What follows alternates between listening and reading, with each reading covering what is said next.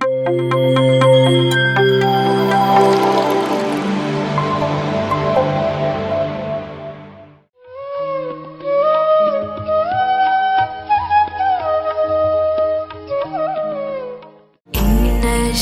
ಬೇಕೆನ್ನ ಹೃದಯಕ್ಕೆ ರಾಮ, ನಿನ್ನಷ್ಟು ನೆಮ್ಮದಿಯು ಎಲ್ಲಿಹುದು ರಾಮ.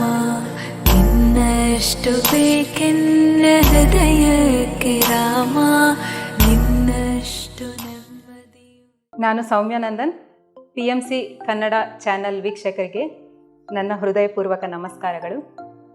ರಾಮನವಮಿ ಎಂದು ರಾಮನಿಗೆ, ಸೀತಾಮಾತೆಗೆ, ಲಕ್ಷ್ಮಣನಿಗೆ ಮತ್ತು ಹನುಮಂತನಿಗೆ ಎಲ್ಲರಿಗೂ ಸಹ ನಾವು ಪೂಜೆ ಮಾಡುತ್ತೇವೆ.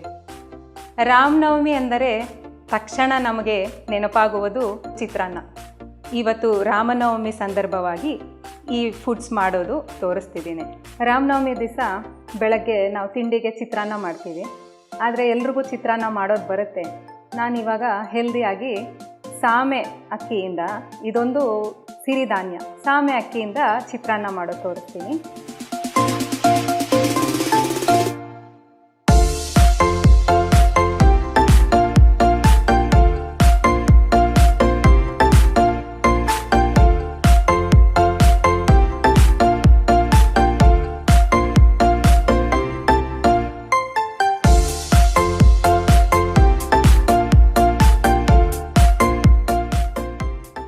ಇದು ಸಾಮೆ ಅಕ್ಕಿಯಿಂದ ಅನ್ನ ಮಾಡ್ಕೊಂಡು ಇಟ್ಕೊಂಡಿದ್ದೀನಿ. ಇದು ಬಾಣಲಿ ಇಟ್ಕೊಂಡು ಎಣ್ಣೆ ಹಾಕಿ ಸಾಸಿವೆ, ಕಡಲೆಬೇಳೆ, ಉದ್ದಿನಬೇಳೆ, ಕಡಲೆ ಬೀಜ ಮತ್ತು ಹಸಿಮೆಣಸಿನ್ಕಾಯಿ ಪೇಸ್ಟ್ ಇದೆಲ್ಲ ಹಾಕ್ಕೊಂಡು ಒಗ್ಗರಣೆ ಇಟ್ಕೊಂಡಿದ್ದೀನಿ. ಸೀಸನ್ ಆಗಿರೋದ್ರಿಂದ ಮಾವಿನಕಾಯಿ ತುರಿ, ಆಮೇಲೆ ತೆಂಗಿನಕಾಯಿ ತುರಿ, ಕೊತ್ತಂಬರಿ, ಉಪ್ಪು ಇದೆಲ್ಲ ಇಟ್ಕೊಂಡು ಇದ್ದೀನಿ. ನಾನು ಈಗ ಅದನ್ನೆಲ್ಲ ಕಲಿಸ್ಬಿಟ್ಟು ತೋರಿಸ್ತೀನಿ. ಒಂದು ಪಾತ್ರೆ ತಗೊಂಡು ಮಾಡಿರೋ ಸಾಮೆ ಅನ್ನ ಇದನ್ನು ಹಾಕ್ಕೊಂಡು ಒಗ್ಗರಣೆ ಹಾಕ್ಕೊಂಡಿದ್ದೀವಲ್ಲ ಇದನ್ನು ಹಾಕ್ಕೊಂಡು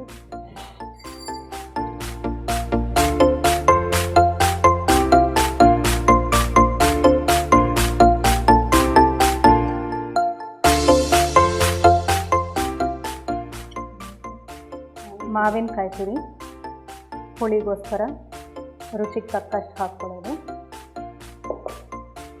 ಉಪ್ಪು,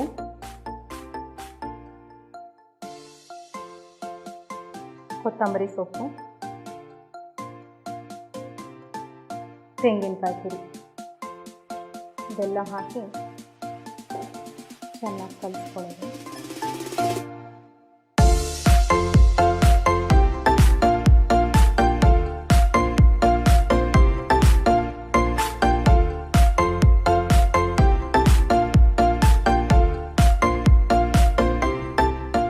ಸಾಮೆ ಮಾಡಿದ್ರೆ ಮಾಮೂಲಿ ಚಿತ್ರಾನ್ನವಷ್ಟು ರುಚಿ ಬರಲ್ಲ.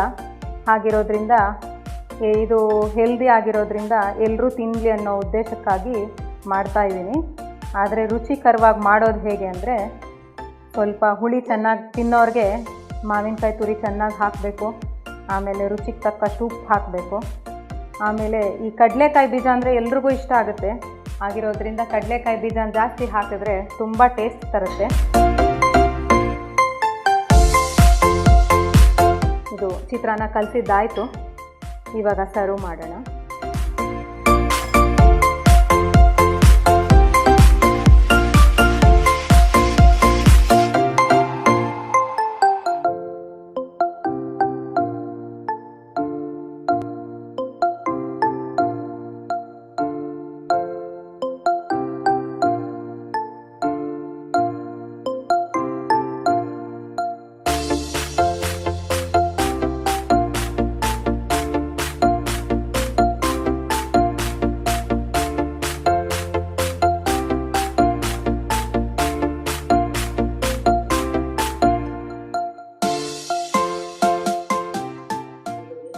ಇವಾಗ ಕೊತ್ತಂಬರಿ ಸೊಪ್ಪು ಹಾಕಿ ಚಿತ್ರಾನ್ನ ಆಗಿದೆ.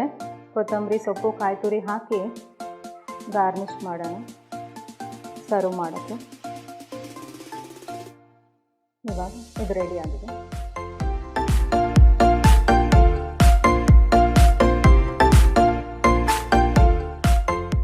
PMC ಕನ್ನಡ ಚಾನೆಲ್ ಅನ್ನು ಲೈಕ್ ಮಾಡಿ, ಶೇರ್ ಮಾಡಿ, ಸಬ್ಸ್ಕ್ರೈಬ್ ಮಾಡಿ ಮತ್ತು ಮಾಡಿಸಿ.